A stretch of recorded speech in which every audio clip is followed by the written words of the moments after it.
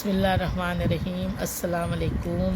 ये देखें ताराबाजी की किचन में आज मैं मीठी चटनी बना रही हूँ कैरियों की। ये देखें मेरे घर के दरख्त के, ये देखें दरख्त के हैं, ये मेरी कैरियाँ मैंने अभी तोड़ी हैं। ये तोड़ने से कुछ कट लग जाते हैं, ये तोड़ी हैं मैंने और अब इनकी मैं चटनी बना रही हूँ। ये देखिए, ये इन्हें मैं इस तरह काटती हूँ बारीक बारीक।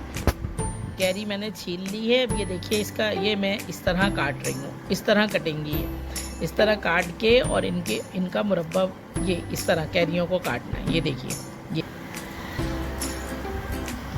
बिस्मिल्लाहिर्रहमानिर्रहीम। इसका छिलका उतार के ये देखिए मैं ऐसे बारीक काट रही हूँ। ये मेरी वालदा की रेसिपी है, मेरी वालदा बनाया करती थी, अल्लाह उनकी मग़फ़िरत करे, मगर बहुत ज़बरदस्त बनाती थी। बहुत इजी है ये सीज़न है कैरियों का। और इस तरह बना के आप ना कैरियों की चटनी को काट लें और काटने के बाद अब इसे बनाऊंगी तो फिर मैं आपको बताऊंगी। मैंने कैरियाँ काट ली हैं, 1.5 पाव कैरियाँ हैं, इस तरह कटेंगे और काट के अब ये देखिए इसके अंदर ये मसाले डलेंगे। 3 जवे लहसुन के हैं, ये लहसुन मैंने काट लिया बारीक बारीक। और ये आधा टीस्पून कलौंजी है, ये 1 टीस्पून कुटी मिर्च, आधा टीस्पून पिसी मिर्च, 1 टीस्पून ज़ीरा पाउडर, 1 टीस्पून नमक और ये गुड़ असल में मेरे पास कम था, वरना ये आधा गुड़ और आधी शक्कर डलती है।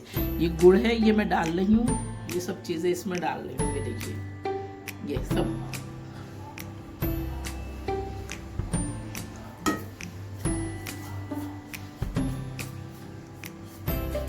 ये देखिए अब इसमें मैं 4 चमचे शक्कर के डाल दूँगी क्योंकि ये कम है। ये देखिए, एक आम भी मीठे हैं, ये कैरियाँ जो हैं मीठी हो गई हैं, 3 और ये देखिए 4, वरना ये आधा गुड़ और आधी शक्कर डलती है इसमें। अब मैं इसे धीमी आंच पर रख दूंगी पकने के लिए।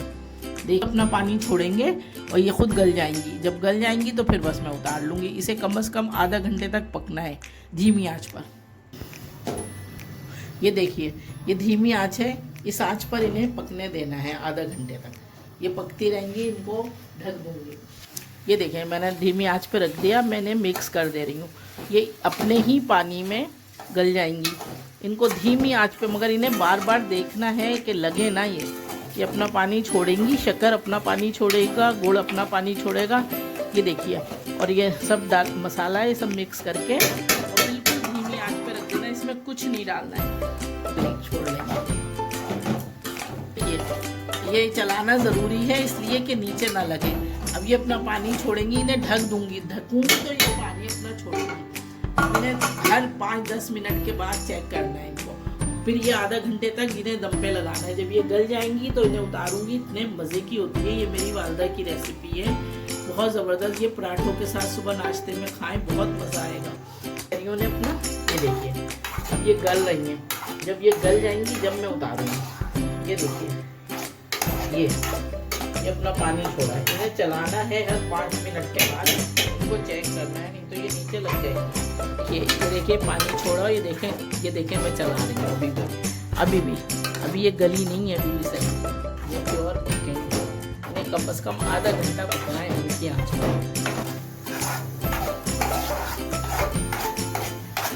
ये लेकिन खट्टी है तो मैं इसमें थोड़ी और शक्कर डालूंगी। ये देखें 2 चमचे शक्कर और मैंने डालेंगे ताकि ये खटास इसकी ख़त्म हो जाए।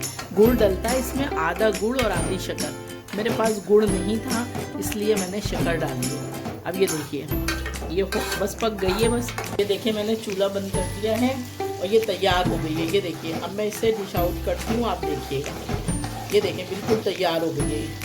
ये देखिए थोड़ी पल्पी होती है ये और बहुत ही मज़े की होती है। इसे आप पराठों के साथ खाएं, रोटी के साथ खाएं, बहुत ही मज़े की होती है ये मेरी वालदा की रेसिपी है।